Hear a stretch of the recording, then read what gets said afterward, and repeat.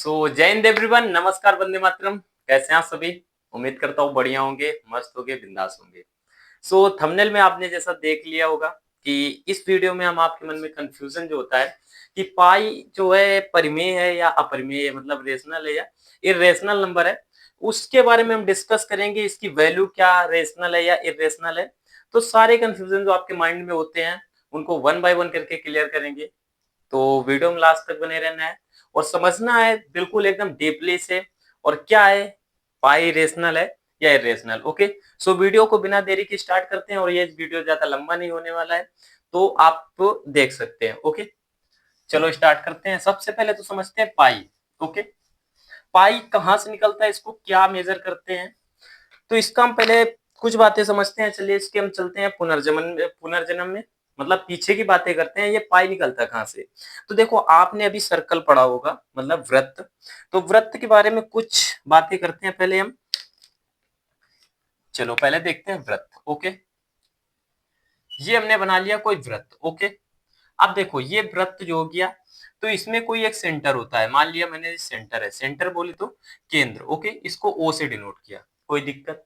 यहां से हमने जो किया, तो ये जो पूरा हुआ, इसको एक छोर से दूसरे छोर पर मिलाने वाला ये जो हुआ, एक लाइन हमने खींच दी, वो भी सेंटर से जाती हुई, तो इसको हम क्या बोलेंगे, इसको बोलेंगे डायमीटर। डायमीटर बोले तो व्यास। ओके, व्यास बोल दिया, बोले भैया व्यास बोल दिया, कोई दिक्कत नहीं। चलो इसको हमने व्यास बोल दिया। फिर इसकी ये जो बाउंड्री है, मतलब ये जो इसकी रेखा, ये बाउंड्री है इसके चारों तरफ की, इसको हम बोलते हैं परिधि। ओके, सरकमफेरेंस, इसको परिधि बोलेंगे। ये जो है हमारा परिधि। ओके, ये परिधि हो गया। चलो परिधि हो गया। इतने में तो बोले भैया कोई अभी तक दिक्कत नहीं रहा, पर अभी आप समझा क्या रहे हैं, तो आइए समझा क्या रहे हैं देखते हैं। यहां से हमने जो पाई का, देखो एक ही होता है रेडियस, ये भी समझ लेते हैं। मतलब व्यास का आधा क्या होता है, यहां से ये हुआ रेडियस, मतलब त्रिज्या हो गया। यहां से लिख लेते हैं, ये क्या हुआ, त्रिज्या हो गया। चलो समझ लिया।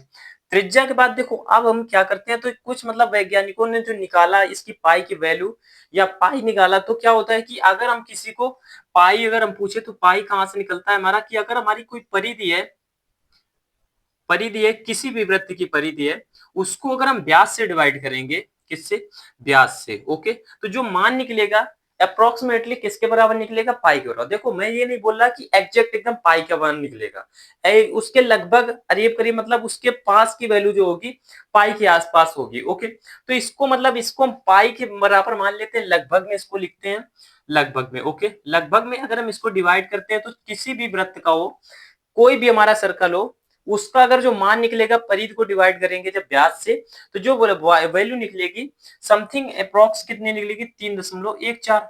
कितनी निकलेगी, 3.14, जो कि लगभग हम पाई का मान लेते हैं। ओके, पाई मान लेते हैं। देखो पाई मान लिया। अब क्या होता है, ये पाई माना, ये पाई माना। ओके, तो ये अगर हम देखें, तो ये समथिंग पाई का अगर हम मान यहां से लिख लें, तो 3.14 के लगभग में लिख लिया। ओके, अभी तक यहां तक आपका कंफ्यूजन होता है, कुछ नहीं रहा होगा। अब समझते हैं आगे।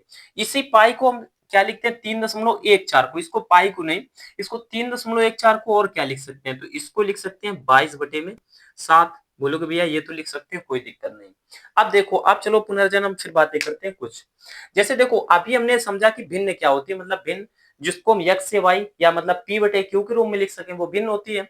ओके चलो, अब देखो परिमेय क्या होता है। परिमेय संख्या किसको मिलते हैं, जिसको हम p/q के रूप में लिख सके। ओके, वो परिमेय होती है। अब क्या हुआ, इसको q को छोटा लिखते हैं, चलो लिख लिया। फिर क्या होता है इसमें कि ये हमारा भिन्न हो गया, ये भिन्न लिख लिया। ओके, अब क्या होता है कि जो q होता है ये नॉट इक्वल 0 होना चाहिए। मतलब q क्या है कि 0 नहीं होना चाहिए। ओके, मतलब एक प्राकृतिक संख्या होनी चाहिए, बस 0 को मतलब पूर्ण संख्या में तो हमारा क्या होता है कि 0 भी आ जाता है, जबकि जो नेचुरल प्राकृतिक संख्या होती हैं उनको हम क्या लिखते हैं, 0 को छोड़कर सभी प्राकृतिक संख्याएं होती है ना। तो चलो 0 को छोड़ दिया, मतलब q हमारा एक प्राकृतिक संख्या होना चाहिए, और ये जो है हमारा एक पूर्णांक होना चाहिए। पूर्णांक मतलब पूर्णांक होना चाहिए क्या, p/q जो है हमारा एक पूर्णांक होना चाहिए। ओके, अभी देखो आप यहाँ से क्या, ये बड़ी परिधि जो हमारा सरकमफेरेंस है और ये डायमीटर है, तो ये क्या पूर्णांक है, बोलोगे भैया ये पूर्णांक हमारा नहीं है, क्योंकि पूर्णांक की तो एग्जैक्ट वैल्यू आती है ना, तो ये क्या पूर्णांक है? नहीं है। तो यहाँ से हम लिख सकते हैं क्या कि परिध जो पाई हमारा है, इसको ना तो हम p बटे q के रूप में लिख सकते हैं, चलो मान लिया, लिख दिया, ये p बटे q के हो गया, अभी मान रहे ओके, यहाँ तक तो देगा, p बटे q के रूप में लिख लिया, q यहाँ पे जीरो भी नहीं है, कोई दिक्कत नहीं है, मान लिया।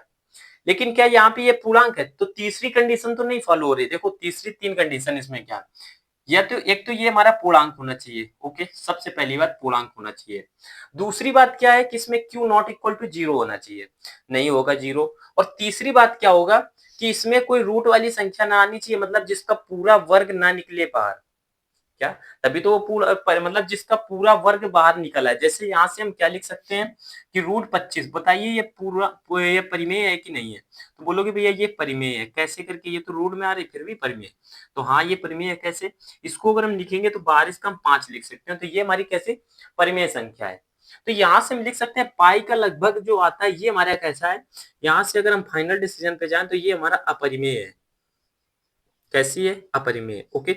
अब बोलोगे ये तो दशमलव में आ रही है, तो ये क्या परिमेय है क्या अपरिमेय है, तो देखो अभी हम कंफ्यूजन क्रिएट, यहाँ से 3.14 लिखा है, इसको अगर हम देखें तो दशमलव हटा सकते हैं ना 100। अब ये क्या हुआ, अब इसको आप कट कर लेंगे तो कोई दिक्कत नहीं, बस यहाँ से क्या होगा q not equal to zero है, क्यों क्या जीरो है, नहीं है ना। अब ये एक पूर्णांक है, बोलोगे भैया क्यों नहीं पूर्णांक है, बिल्कुल पूर्णांक है। तो यहाँ से ये जो है परिमेय संख्या है, कैसी है, परिमेय है। और ये जो है 22/7, तो 22/7 यहाँ से क्या होगा, यहाँ पे भी ये हमारा पूर्णांक बन रहा है, q not equal to zero है, तो यहाँ से भी क्या हो जाएगा कि ये हमारा क्या हो जाएगा, परिमेय संख्या हो जाएगी, क्या हो जाएगी, परिमेय संख्या हो जाएगी। सो होप दैट यहाँ से या तो आपका क्लियर हुआ कि जो पाई होती है उसकी वो क्या होती है, परिमेय संख्या नहीं होती है, मतलब अपरिमेय संख्या होती है, इरेशनल नंबर है, ओके। इसका जो लगभग में वैल्यू आता है 3.14 के आसपास में, ये कैसा होता है, तो ये बोलोगे भैया रेशनल नंबर है, मतलब परिमेय संख्या है, ओके।